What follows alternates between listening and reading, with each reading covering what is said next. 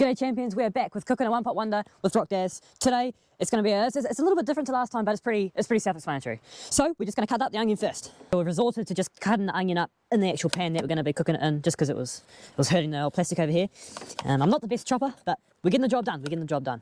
At the moment we're just sizzling these off. You want to always sizzle your stuff off first because it's not very nice having crunchy onion in your one pot wonder. Now that these onions are all softened up, we're going to chuck that into a spare pot, just like that. We're going to chuck a bit more oil in, just like that. And we're going to sizzle off our meat. So same sort of thing, we want to sizzle it off so it's not all raw when you chuck it first in. Just to clarify, these are lamb shoulder chops. I find lamb obviously very nice, and also I reckon the bones add a bit of flavour, so yeah. Right, so we've got some basic white guy seasoning for the meat. We've got a little bit of salt, dazzle a bit of that on. Pepper, of course, just a little bit of that. And then also garlic powder. It's quite a good one. If you don't have garlic, just sprinkle a little bit of that on. Not really seasoning, but it's better than nothing. So right, so we've just switched the pot over. We've got all of our fried stuff in there, and now we're going to turn that heat up, and then we're going to add our tomatoes. Tin tomatoes, always a good choice. We're going to chuck that right in, just like that. Right, now that it's sizzling, we're going to add a bit of water, just from this water jar we've got here. It should be about right. And after the water, we're going to add some potato and also some kumara. I'm going to chuck that in, get those veggies into us. We've got a beef stock cube, even though it's lamb.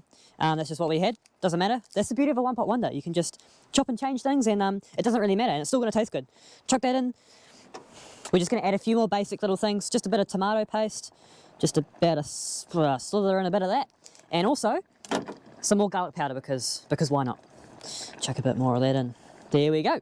Now once all those guys are in, what you want to do, the goal is to boil it down so those vegetables can get nice and soft before you add your next ingredient.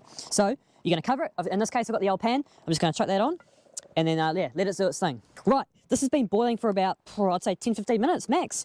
The vegetables are just starting to sort of go soft, So at that time we're going to add just some pasta, uncooked obviously, and that'll soak up all the moisture, and then next time we open it, it might be done.